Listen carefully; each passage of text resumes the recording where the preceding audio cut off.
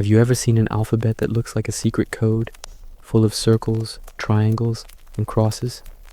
What if I told you this script was the key that unlocked literacy for an entire civilization? This is the story of the glagolitic alphabet, the oldest known Slavic writing system and a true marvel of linguistic invention.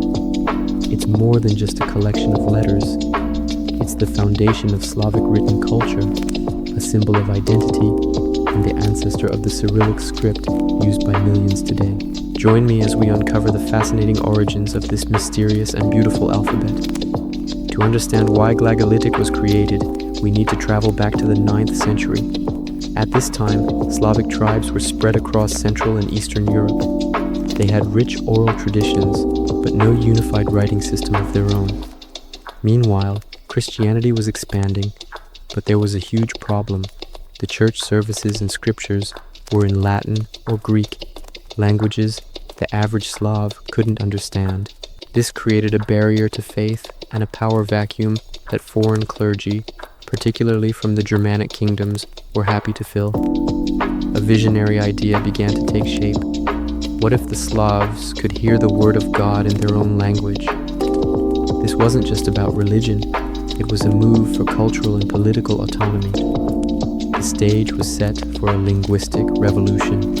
Enter two of the most important figures in Slavic history, the brothers Constantine, later known as Saint Cyril, and Methodius.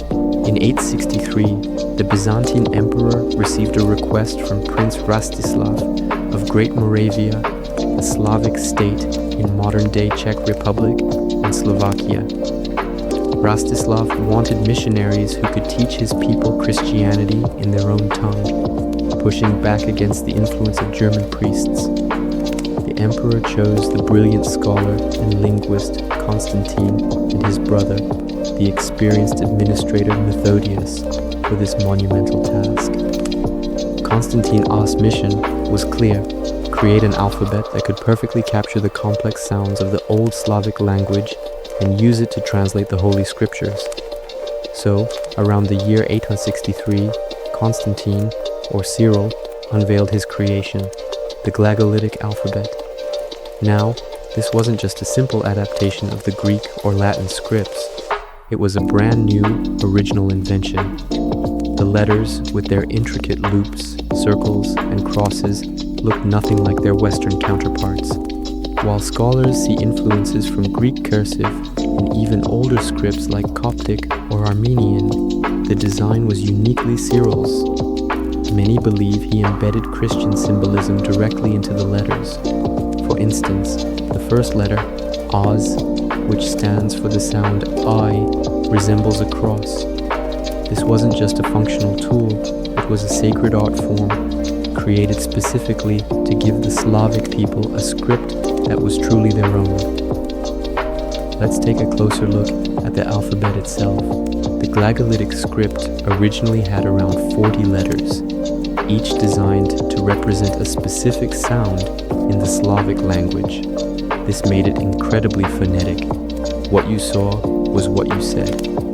This was a huge advantage over trying to use Latin or Greek letters, which simply didn't have equivalents for sounds like ZH, SHI, or EH. The letters have a distinct, almost mystical appearance. There are two main styles: the older, rounded form, full of circles and flowing lines, and the later, angular, Croatian style, which looks more geometric and sharp. Each letter had a name, like Az, Buki, Vedi, which meant I, letters, no. This helped students memorize them, turning the alphabet into a mnemonic poem about the importance of knowledge. But why go through all the trouble of inventing a completely new alphabet? Why not just modify the Greek or Latin scripts, which were already well established? There were a few key reasons. First, as we mentioned, the phonetics didn't match. Slavic languages had a unique soundscape, and Cyril knew that forcing it into a foreign script would be awkward and inaccurate. Second, the motives were deeply political. By creating a unique Slavic script, the Byzantines were offering the Moravians a path to to cultural independence, empowering them against the powerful Germanic kingdoms and their Latin-based church. It was a strategic move to create a distinct sphere of influence. Finally, it was a matter of cultural pride.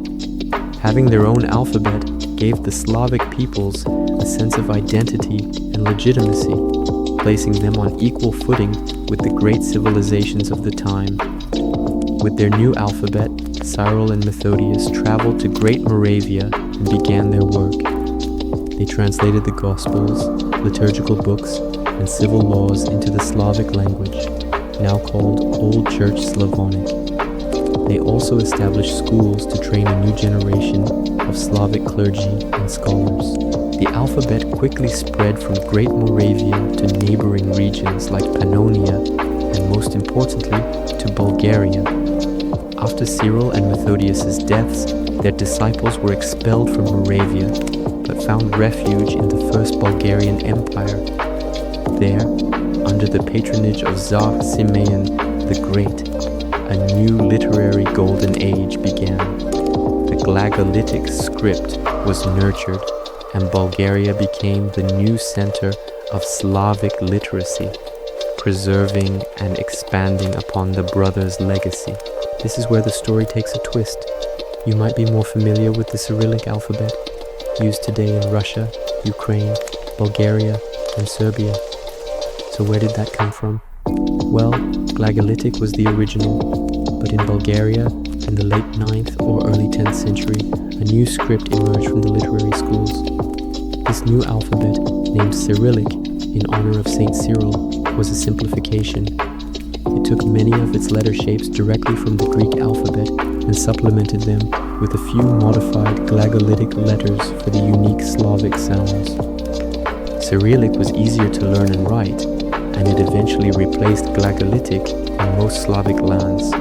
However, the complex, beautiful glagolitic script didn't disappear entirely. In one region, it held on for centuries. That region was Croatia. While the rest of the Slavic world moved to Cyrillic, the Croats developed a unique and long-lasting tradition with the glagolitic alphabet. They created their own angular version of the script and continued to use it for religious and legal documents well into the modern era. In some isolated coastal and island communities, glagolitic was used in the church liturgy right up until the 19th century. This incredible longevity produced some of the most important artifacts in Slavic history, like the Bashka tablet from around 1100, one of the oldest surviving stone inscriptions with glagolitic text. Another masterpiece is the Missale Romanum Glagoliticum, printed in 1483.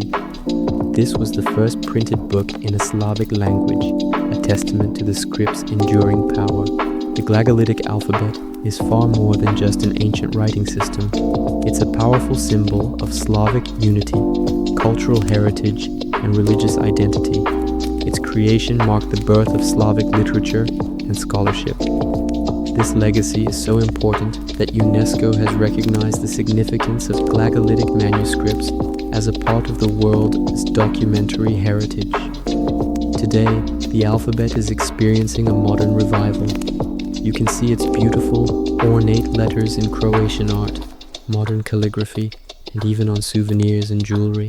It serves as a proud reminder of a unique cultural history and the genius of its creator, Saint Cyril, who gave a voice to millions. So, the next time you see the Cyrillic script, remember its older, more mysterious sibling, the glagolitic alphabet. It wasn't just a tool for writing, it was an act of cultural self-determination. It proves how a writing system can do more than record language. It can shape a nation's soul. From its revolutionary creation in the 9th century to its enduring legacy in Croatia and its modern artistic revival, glagolitic remains a powerful testament to the birth of Slavic written culture. It is a beautiful, intricate key that unlocked a world of knowledge and identity. Thanks for joining me on this journey into the past. If you found this story as fascinating as I do, be sure to like this video, subscribe to the channel, and hit that notification bell so you don't miss our next exploration into history's hidden gems. See you next time.